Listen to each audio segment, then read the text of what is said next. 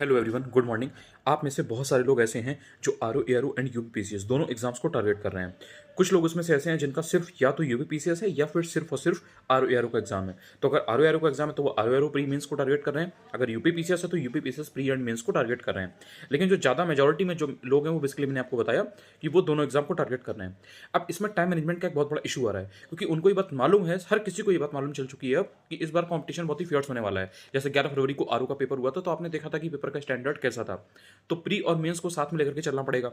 उसी की तरह यूपीपीसीएस के लिए भी प्री और मेंस को साथ में लेकर के चलना पड़ेगा। तो जो टाइम मैनेजमेंट है वो किस तरह से हो, किस किस सब्जेक्ट को पहले ध्यान दें, किस पेपर को पहले ध्यान दें, किन चीज़ों को पहले तैयार करें, किन को अभी बात के लिए रखें कि आप प्री को अच्छे से कर ले जाओ एंड देन जब मेंस हो तो मेंस को भी बेटर वे में क्लियर कर पाओ। एक क्लैरिटी नहीं आ रही है। पता तो है कि प्री भी करना है, मेंस भी करना है, लेकिन किसको प्रायोरिटी पहले बनाए ये समझ में नहीं आ रहा है। देखिए, यहाँ पर आपको कुछ बेसिक चीज़ों को ध्यान में रखना है जब भी कभी आप कोई सब्जेक्ट उठाएं या किसी भी चीज़ को प्लान करें। पहली चीज़ ये है कि आरओ में 10.5 लाख के आसपास फॉर्म पड़े हुए हैं। उसमें से 5 साढ़े 5 लाख के आसपास लोग इस बार बैठे हुए थे। जो भी नंबर बैठा था 64% अगर मान लीजिए कि प्रेजेंस थी, हो सकता है कि इससे थोड़ी ज़्यादा रहे, हो सकता है इससे थोड़ी कम रहे। तो इतने लोग तो सिर्फ एग्जाम में बैठ रहे हैं, उसमें से सिंसियर कैंडिडेट कितने हैं, कितने सिलेक्शन होने हैं, वो सब आपको चीज़ें मालूम है। तो यहाँ से एक बेसिक चीज़ समझिए कि जो कॉम्पिटिशन है, जो लोग बैठ रहे हैं, जिन्होंने फॉर्म डाल रखा है, वो काफ़ी ज़्यादा है। एंड जो इस बार अभी लास्ट टाइम जब 11 फरवरी को पेपर हुआ था उसमें बेटर नहीं कर पाए थे या किसी वजह से एग्जाम नहीं दे पाए थे, क्योंकि ऐसे लोग भी बहुत सारे थे जिन्होंने एग्जाम दिया ही नहीं था, उनकी तैयारी नहीं थी या किसी की तबीयत खराब थी या किसी के लाइफ में और कोई इशू था, उन्होंने एग्जाम नहीं दिया था। तो अब वो अपनी पूरी जान लगा रहे हैं, अब वो पूरी दम लगा करके आगे आ रहे हैं। यूपीपीसीएस भी बहुत लोगों का एम था, उनको आरओ देना ही नहीं था, यूपीपीसीएस ही उनका फोकस था। एंड यूपीपीसीएस तो पोस्टपोन हो गया तो उनको और ताकत मिल गई। अब उनका ये एटीट्यूड है, अब चाहे कुछ भी हो जाए इस बार तो हमें एक ना एक पोस्ट चाहिए ही चाहिए, एक ना एक रैंक हमें लानी ही लानी है। तो वो उस तरह से तैयारी कर रहे हैं। अब एक बात आप समझिए, प्रीलिम्स में कंपटीशन बहुत तगड़ा होने वाला है, तो प्रीलिम्स को आप 4 घंटे देंगे ही देंगे, चाहे आप आरओ की तैयारी कर रहे हो या फिर आप यूपीपीसीएस की तैयारी कर रहे हो। ये बात आपको ध्यान रखनी है। मेंस आप कर पाए ना कर पाए, इट डजेंट मैटर। मतलब मान लीजिए कि आप किसी दिन बहुत बिजी हो गए, आपकी तबियत खराब हो गई, आपको कहीं जाना पड़ गया या आपकी लाइफ में और कोई इशू आ गया, आई अंडरस्टैंड। मैं ये नहीं कह रहा हूँ कि मैं समझ नहीं सकता, मैं मान लेता हूँ कि ठीक है प्रॉब्लम आ गई, लेकिन 4 घंटे आप प्रीलिम्स को देंगे ही देंगे। अगर आपने 4 घंटे डेली प्रीलिम्स को नहीं दिए तो कहीं ना कहीं आप प्रीलिम्स से बाहर हो जाएंगे पहले ही। मेंस मेंस की पढ़ाई आपकी रखी रह जाएगी।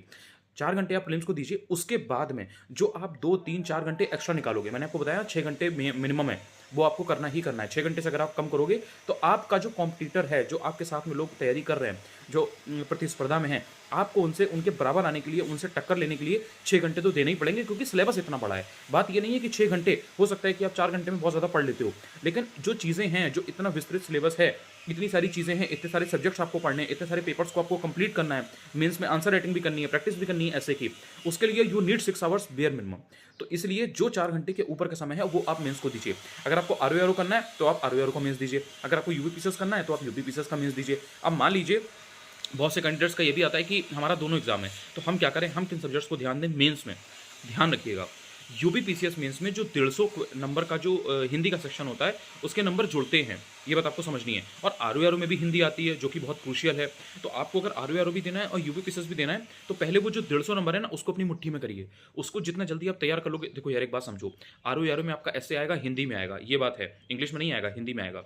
यूपीपीसीएस में जो ऐसे आएगा उसको आप इंग्लिश या हिंदी किसी भी लैंग्वेज में लिख सकते हो। तो अगर आप हिंदी मीडियम के हो तब तो आपके लिए सेम चीज़ हो गई ना, आपको आरओ में हिंदी में ऐसे लिखना है और यूपीपीसीएस में भी लिखना है, तो ऐसे को अभी से तैयार करना शुरू कर दो। ऐसे ऐसी चीज़ नहीं है कि आप 15 दिन में लिख लोगे, अंटिल नॉलेज की आपने पहले से बहुत ज़्यादा उसको प्रैक्टिस कर रखा हो, आपने बहुत ज़्यादा तैयारी कर रखी हो, आपने बहुत ज़्यादा ब्रेनस्टॉर्मिंग कर रखी हो, हर टॉपिक के बारे में, हर इशू के बारे में आप पढ़ते रहते हो। तो इसलिए अगर आप ऐसे को लेकर के अभी नए हो, आपको बहुत ज़्यादा चीज़ें नहीं मालूम है, तो अभी से हर हफ्ते सिर्फ एक ऐसे, देखो एक ऐसे में ना आपका कुछ जाएगा ना कोई ऐसी चीज़ हो जाएगी कि आपको लगे कि बहुत ज़्यादा बर्डन है। एक ऐसे आप कर सकते हो। It's all about will power. अगर आपका मन होगा करने का, दृढ़ विश्वासी होगे तो कर ले जाओगे। एक ऐसे लिखना शुरू कर दो, आप देखोगे कि जब आपका एग्जाम होगा ना, आज से 6 महीने बाद कभी भी मेंस का, तो आप ऐसे बहुत बढ़िया लिख पाओगे आरओ का या यूपीपीसीएस का। तो ऐसे को सबसे पहले तैयार करो, क्योंकि वो प्रैक्टिस की चीज़ है, वो 10-15 दिन में नहीं आती है, ये आपको समझना पड़ेगा। उसके अलावा अगर आरओ की बात करें तो उसमें जो ऐसे के अलावा जो जीएस का सेक्शन है या जो हिंदी का सेक्शन है वो सेम वही चीज़ है जो आप प्रीलिम्स में पढ़ रहे हो। तो ये बात आपको ध्यान रखनी है कि जितना अच्छे से आप अपना टाइम प्रीलिम्स की पढ़ाई में लगाओगे, वो आपकी मेंस को भी के लिए भी आपको तैयार कर रहा है। या अगर आप मेंस को मान कर भी सपोज दैट पढ़ रहे हो कि आपने 120 नंबर की जीएस को टारगेट करा हुआ है या आपने 60 नंबर की हिंदी को टारगेट किया हुआ है मेंस वाली, तो कहीं ना कहीं आप प्रीलिम्स को तगड़ा कर ही रहे हो। तो वो आपका तैयार हो गया, 120 का जीएस तैयार हो रहा है, 60 की आपकी हिंदी तैयार हो रही है, 180 हो गए। 120 नंबर के आपके 3 ऐसे हैं, उसको भी आप तैयार कर रहे हो, तो 300 नंबर कहीं ना कहीं आप तैयार कर रहे हो बैक ऑफ द माइंड। अब इसके अलावा जो 100 नंबर की लेटर ड्राफ्टिंग वगैरह आती है, जिसमें गद्यांश होता है, लेटर ड्राफ्टिंग होती है, आपको शासकीय अशासकीय पत्र ये सब लिखना होता है, उसको आप चाहो तो अभी छोड़ सकते हो, क्योंकि जब आपके पास 3 महीने का समय होगा ना, जैसे आपने आरओ को प्रीलिम्स क्लियर कर लिया, अब आपको मेंस देना है, 3 महीने का समय आपके पास है, ढाई महीने का समय आपके पास है, तो उस समय सिर्फ और सिर्फ टीवी सीरीज थोड़ी ना देखोगे, सिर्फ और सिर्फ ये थोड़ी ना देखोगे कि आओ चलो लाओ आज 52 गज का दामन लगा लेते हैं, थोड़ा देख लेते हैं, डांस वांस देख लेते हैं, थोड़ा गाने सुन लेते हैं, है ना? तो ऐसा तो नहीं होगा, आप साथ में और भी चीज़ें करेंगे ना। सो उस टाइम पर आपको लेटर ड्राफ्टिंग हो गया, गद्यांश हो गया, और जो डिफरेंट डिफरेंट पत्र का फॉर्मेट है ये आपको देखना है, जो आपने मुहावरे लोकोक्ति हैं उनको थोड़ा सा पढ़ लेना है, थोड़ा सा कंप्यूटर वाले सेक्शन को पढ़ लेना है। सो ये सारी चीज़ें आप उस टाइम पर भी कर सकते हो, मतलब जो 100 मार्क्स की तैयारी है ना वो डुएबल है उस गैप में, लेकिन ऐसे आपको पहले से करके रखना पड़ेगा, सो दैट बाद में आपको ये ना हो कि आप बैठ करके कोटेशंस ढूंढ रहे हो, या फिर जो जीएस है उसका सेक्शन आप देन शुरू से रिवाइज कर रहे हो, या बहुत सारी चीज़ें आपने पढ़ी ही नहीं है किसी सब्जेक्ट में, ऐसा नहीं होना चाहिए। तो जो और इसके अलावा अगर आप और चाहते हो, आप चाहते हो कि मेंस में आपकी और ज़्यादा कमांड हो, तो मैंने आपको बताया था पहले भी कि जो मुहावरे लोकोक्ति हैं या जो वोकैबलरी होती है, जो कॉमर्शियल वोकैबलरी वगैरह आती है ना, कि इंग्लिश से हिंदी में ट्रांसलेट करना होता है, हिंदी से इंग्लिश में करना होता है, यार ये रटने वाली चीज़ें हैं। रटने वाली चीज़ का मतलब ये है कि जैसे वर्ड मीनिंग होता था ना, जैसे तो आप डिक्शनरी में रोज 5 वर्ड आपको बोला जाता था कि 5 वर्ड मीनिंग रोज तैयार करिए। लाइकवाइज अगर आप डेली बेसिस पे 5 या 10 मुहावरे लोकोक्ति पढ़ोगे, 1 महीने में आपके कितने हो जाएंगे आप खुद देख लो। रोज आपने अगर 5 किए, 1 महीने में आपके 150 हो जाएंगे, आपको पता भी नहीं लगेगा। 6 महीने में पूरा मुहावरे लोकोक्ति आप तैयार करके बैठे होगे। और 5 मुहावरे लोकोक्ति तैयार करने में कितना समय लगेगा आप बताओ? 5-10 मिनट, 15 मिनट से ज़्यादा नहीं लगना है इसमें, अगर सिंपली आप उसको रीड भी कर रहे हो एंड उसको अगले दिन अगर रिवाइज भी कर रहे हो। 5-10 मिनट, 15 मिनट से ज़्यादा ये आपकी ज़िंदगी का डेली का नहीं लेगा। इट्स ऑल अबाउट कि आपको टाइम निकालना है। देखो कोई आपके लिए आएगा नहीं कि आपको बताए हर पॉइंट पे कि ये करो, ये करो, ये करो, कोई नहीं बताएगा। सब अपने अपने काम में, अपनी अपनी लाइफ में बिजी है। किसी को फर्क नहीं पड़ता कि अपनी लाइफ में आरओ उखाड़ोगे, यूपीपीएसएस उखाड़ोगे या नहीं करोगे, उनको इससे बिल्कुल फर्क नहीं पड़ता। इट्स यू जिसको एक्चुअल में इस चीज़ की जरूरत है। सो आपको प्लान करना पड़ेगा, आपको ये चीज़ देखनी पड़ेगी कि यार मैं 15 मिनट कहाँ से निकाल सकती हूँ, कहाँ से मैं ऐसे 20 मिनट निकाल लूँ एंड मैं एक बार जो छोटी सी चीज़ है उसको एटलीस्ट रिवाइज कर लूँ। ये जो छोटे छोटे आपके 5-10 मिनट की मेहनत है ना, यही आपको बड़ा रिजल्ट देती है। ऐसा नहीं होगा कि आप सोचोगे कि मैं एकदम से 6 घंटे लेकर के बैठूंगी एंड मैं मुहावरे लोकोक्ति रटूंगी एंड देन उससे मेरा काम होगा। वो सब लॉन्ग टर्म की चीज़ें हैं। आपके पास बहुत सारी चीज़ें हैं, आप किस किस चीज़ को 4 घंटे पढ़ेंगे।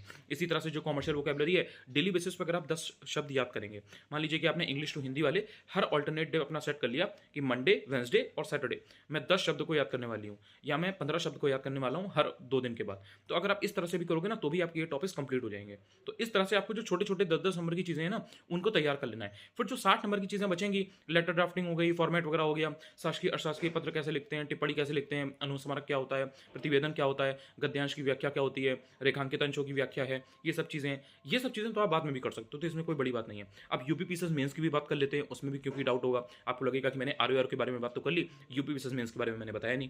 तो उसमें भी जो 150 नंबर की हिंदी है वो यार क्रूशियल है। अगर हिंदी में आप 150 में से 100 नंबर गेन कर ले गए, आप समझ लो एक बहुत अच्छी रैंक बनाने वाले हो। अगर आपके जीएस में ठीक ठाक नंबर आ गए और एसए में ठीक ठाक नंबर आ गए, बहुत बड़ा रोल होता है वहां पर हिंदी का, क्योंकि 150 नंबर जुड़ते हैं वहां पर, और इस चीज़ पर लोग ध्यान नहीं देते हैं। हिंदी में जो भी टॉपिक्स हैं बहुत ही बेसिक बेसिक टॉपिक्स हैं। जो जो टॉपिक्स आ रहे हैं उनको आप अभी से बीच बीच में एक एक दिन का स्लॉट लगा लीजिए कि मैं इसको एक दिन 4 घंटे दूंगा, एक दिन इसको 4 घंटे दूंगा, एक दिन मैं इसको 6 घंटे देने वाली हूँ। इस तरह से आपने अपना प्लान कर लिया कि जैसे संडे को मैं 4 घंटे इस टॉपिक को देने वाली हूँ। आप देखोगे कि एक टॉपिक उठाते उठाते उठाते जब तक आपका यूपीपीएसएस का मेंस होगा ना, 6 महीने बाद आपके सारे हिंदी के टॉपिक्स तैयार होंगे। ऐसे आप प्रैक्टिस करोगे ही करोगे हर हफ्ते। तो इस तरह से आपका हिंदी का सेक्शन तैयार हो जाएगा और आप उसको टाइमली रिवाइज कर पाओगे। रिवाइज कर पाओगे तो आपके 150 में से 100 नंबर कहीं नहीं गए, और बहुत बड़ा नंबर होता है ये। यूपीपीएसएस में अगर किसी इंसान के हिंदी में 70 नंबर आ रहे हैं और आपके 100 नंबर आ रहे हैं, 30 नंबर आपको एसडीएम से नायब तहसीलदार बना देगा।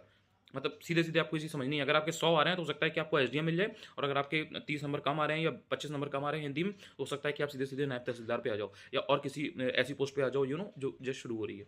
तो ये चीज़ आपको समझनी है। एक एक नंबर की फाइट होती है मेंस में। 20-25 नंबर तो मैंने बहुत बड़ी आपको बात बता दी, इतना एक्चुअल में असर पड़ता है। आप मार्कशीट वगैरह देखोगे आपको समझ में आ जाएगा। जो आपके एक्चुअल में साथ में लोग रहे हैं उनसे आप पूछोगे समझ में आ जाएगा। अब जो यूपी जो जीएस के 4 पेपर हैं, जीएस 1, 2, 3, 4 और यूपी स्पेशल के 2 पेपर हैं, उनको लेकर के देखो जो भी चीज़ें प्रीलिम्स में आपके आती हैं, प्रीलिम्स के पेपर में और मेंस में भी ओवरलैप कर रही हैं, उनको आपको पहले तैयार करके चलना है। इसका मतलब क्या है? इसका मतलब ये है कि जैसे यूपी स्पेशल के 2 पेपर हैं, पेपर 5 और पेपर 6। अब यूपी का सेक्शन प्रीलिम्स के पेपर में भी आता है, आरओ में तो बहुत ज़्यादा आता है, और यूपी पीसीएस के पेपर में भी ठीक ठाक आता है। आरओ में तो काफ़ी ज़्यादा आता है, मतलब यूपी पीसीएस के कंपैरिजन में आरओ में आपसे यूपी का सेक्शन ज़्यादा पूछा जाता है। So what you have to do is कि यूपी का सेक्शन अच्छे से पढ़ लेना है, इन डेप्थ पढ़ लेना है। तो कहीं ना कहीं आप जो आरओ का प्री है उसको भी टारगेट कर पा रहे हो, यूपी पीसीएस के प्री को भी टारगेट कर पा रहे हो, और जो यूपी पीसीएस के मेंस के 2 पेपर हैं, पेपर 5 और पेपर 6 यूपी स्पेशल के, उनको भी आप बेटर वे में आपकी अंडरस्टैंडिंग बन पाएगी। तो इनको आप पहले से तैयार करके चलो। एथिक्स का प्रीलिम्स में कोई रोल नहीं है। कोई ऐसा तो है नहीं कि एथिक्स, इंटीग्रिटी, एप्टीट्यूड ये सब आपसे प्रीलिम्स में यूपीपीसीएस के पूछा जा रहा हो, ना आपसे आरओ के पेपर में पूछा जा रहा है। उसको आप चाहो तो स्किप कर सकते हो। थोड़ा बहुत समझ लो, मतलब जो कीवर्ड्स वगैरह हैं, जो उसमें सिलेबस में पॉइंटर्स दिए गए हैं, उनको थोड़ा-थोड़ा देख लो यार कि इंटीग्रिटी क्या होती है, सत्यनिष्ठा क्या होती है, ऑब्जेक्टिविटी यानी कि वस्तुनिष्ठता क्या होती है। ये सारी चीज़ें थोड़ा-थोड़ा देख लो, इनका मतलब पता होना चाहिए। एक इनका एग्जाम्पल थोड़ा-सा देख लो, सोच लो, पढ़ लो।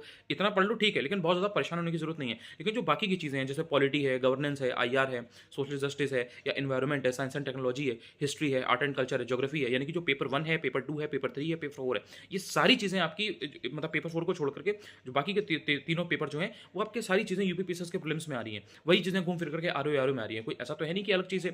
भाई history, geography, polity, economy, science, environment, ये सारी चीज़ें आरओ में भी आएँगी, यूपीपीसीएस में भी आएँगी। तो इनको अगर आप इनके रिगार्डिंग बेटर अपनी अंडरस्टैंडिंग डेवलप कर लोगे अभी इधर 3-4 महीनों में, तो इससे क्या होगा कि आपको यूपीपीसीएस के प्रीलिम्स में भी हेल्प मिलेगी और आरओ के प्रीलिम्स में भी हेल्प मिलेगी। तो अब ये जो प्रायोरिटी है, इसको अपने हिसाब से अलाइन कर लो। क्योंकि देखो मुझे नहीं पता, मैं आपसे बोलूँगा कि आप कम से कम 6 घंटे दीजिए, बट आप मेरी बात मानेंगे नहीं। आप करेंगे वही जो आपके मन में आएगा। तो आप 4 घंटे पढ़ेंगे, 3 घंटे पढ़ेंगे, फिर अब उन 3 घंटे में मैं आपको ये फिक्स करके नहीं बता सकता कि आप सारी चीज़ों को कैसे मैनेज करें। आप 6 घंटे अगर आप आपके पास देने के लिए हैं, तो मैंने उसके हिसाब से आपको तरीका बता दिया है। अब आपके पास अगर 8 घंटे हैं, तो ये प्रोसेस आपके लिए ईज़ी हो जाएगी। अब जैसे आपको थोड़ा-थोड़ा, जैसे अगर आप आरओ टारगेट कर रहे हो, तो आपको हिंदी हर 1-2 दिन में थोड़ा-थोड़ा पढ़ते रहना है। कितना भी आप उसमें अच्छे क्यों ना हो, लेकिन आपको रिवाइज़ करते रहना है, मोमेंटम बनाए रखना है। सो अगर आप यूपीपीसीएस देने वाले हो, तो आपको धीरे-धीरे सीसेट पढ़ते रहना है, सो दैट आप एकदम उससे अलूफ ना हो जाओ। एकदम आप आइसोलेटेड ना फ़ील करो जब कभी भी आप सीसेट का सेक्शन उठाओ। तो ये सब बहुत छोटी-छोटी चीज़ें हैं। इट्स ऑल अबाउट कि आप कुछ भी कर रहे हो, कहीं भी घूम रहे हो, फिर रहे हो, कहीं भी अपने दोस्त से बात कर रहे हो, कहीं भी शादी में जा रहे हो, कहीं भी कोई पार्टी में जा रहे हो, एंगेजमेंट में जा रहे हो, whatever you are doing, it doesn't matter much.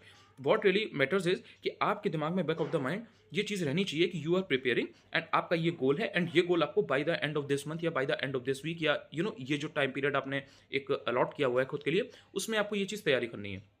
वो आप कर लेते हो, उसके बाद आप कुछ भी करो वो सब जस्टिफिएबल है। मतलब उसमें कोई ऐसी चीज़ नहीं है कि आप उसको लेकर के बहुत ज़्यादा आप ग्लानि आपको हो, रिग्रेट फ़ील करो, पछतावा हो आपको। लेकिन जो चीज़ आपको 15 दिन में करनी है, वो 15 दिन में आपका सिलेबस, वो चीज़, वो टेस्ट सीरीज़, वो चीज़ें आपके हाथ में होनी चाहिए। तो आपको कॉन्फिडेंस भी आएगा और कॉन्फिडेंस इन्हीं चीज़ों से आता है। आपने प्लान कर लिया, आप एग्ज़ीक्यूट कुछ नहीं कर पा रहे हो, तो आपको कॉन्फिडेंस नहीं आएगा। आप सिर्फ़ और सिर्फ़ उसके बारे में सोचोगे और सोचोगे और सोचोगे, रात में आपको नींद आना कम हो जाएगी, देन आपको ओवरथिंकिंग और ज़्यादा होगी एंड इससे फिर वो एक लूप में आप फँस जाओगे एंड कभी भी चीज़ें एक्चुअल में पेपर पर आ ही नहीं पाएँगी। आप सामने-सामने देख ही नहीं पाओगे और वो कहीं न कहीं आपको और आपके अंदर इन्फीरियरिटी कॉम्प्लेक्स डेवलप करेगा। इसलिए जितना ज़्यादा हो सके मेहनत करो, चीज़ों को वही प्लान करो जो रियलिस्टिक हैं। हवा हवा ये होता नहीं है कि ऐसे गोल मत बनाओ जो एक्चुअल में हो ही नहीं सकते, कंप्लीट ही नहीं हो सकते।